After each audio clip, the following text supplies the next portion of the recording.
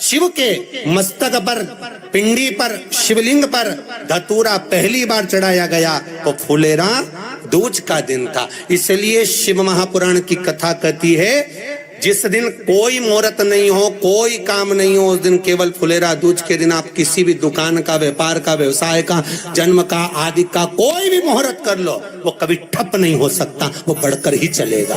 सारी जिंदगी के कांटे निकल जाते हैं, सारी जिंदगी के कांटे समाप्त हो जाते हैं फुलेरा दूज। कहते हैं दुनिया में सब दिन का दान, सब दिन का पुण्य समाप्त हो सकता है, और फुलेरा दूज का दान, पुण्य, सत्कर्म, भजन, कीर्तन, नाम स्मरण समाप्त नहीं होता। चक्कर आ जाते हो, अचानक गिर जाते हो, हापड़ी भराने लगती हो थोड़ा सा चलने पर, श्वास फूल जाती हो ज्यादा चढ़ने पर, उनके लिए विशेष है कि धतूरे की जड़ को, धतूरे का जो फल होता है उसकी जड़ महाराज निकाल कर, धोकर, उसको घिसकर शंकर भगवान पर उसका लेपन कर दीजिए। थोड़ी सी जड़ शिव जी पर चढ़ा दीजिए फुलेरा दूज के दिन। उस जड़ को पानी चढ़ाकर वापिस लेकर आ जाइए।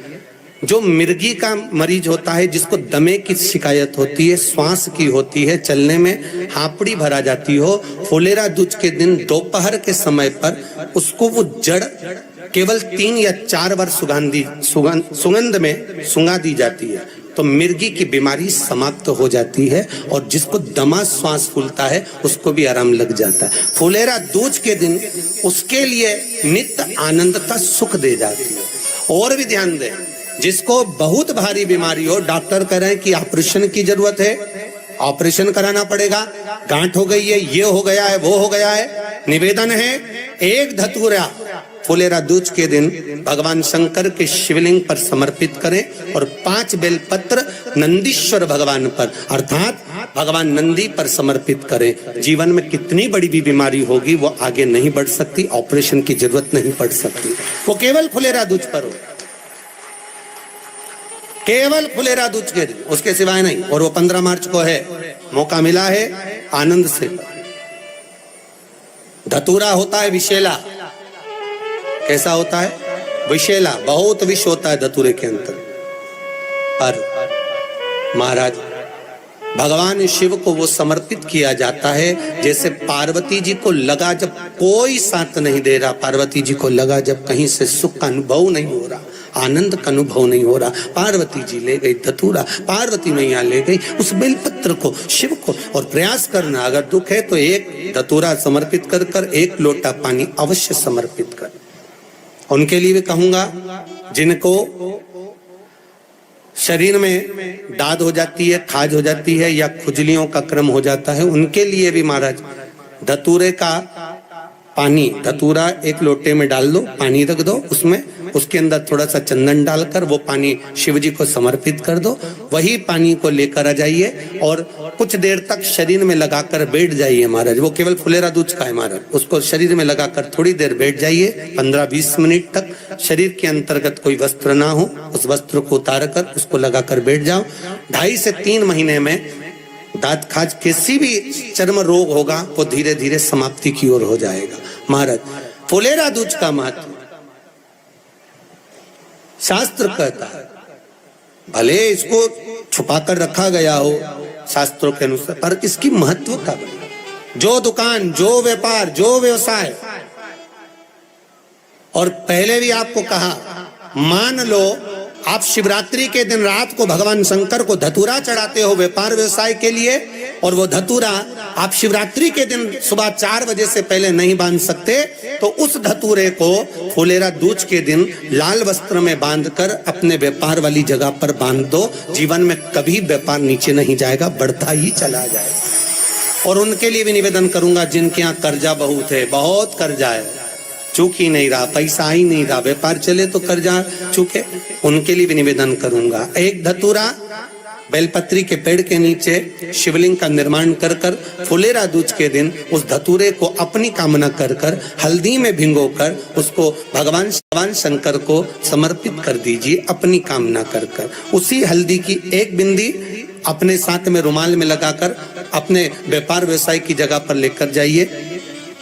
कर्जा धीरे धीरे धीरे धीरे जब चूकेगा, जब लक्ष्मी आएगी, तो लक्ष्मी की वृद्धि भी वो करता महाराज। ये फुलेरा दूज के ऊपर जिस दिन माँ जगतजननी जगदम्बा अम्बा स्वयं भगवान शंकर को मौन होकर देख कर विलापित होती हैं, नैनों से नीर बहता है, शिव को हुआ क्या, शंकर को क्या हुआ है, योगरदानी को हुआ क्या।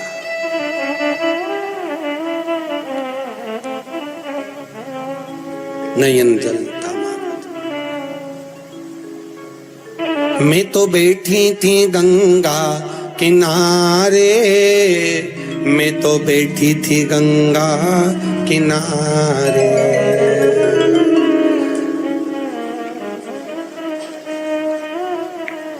ऐसा धक्का दिया ओ भोलेनाथ, दिल तुझको दिया ओ भोलेनाथ।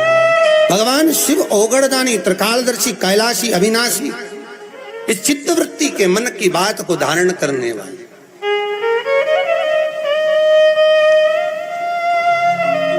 जिन लड़का और लड़की का विवाह नहीं हो रहा है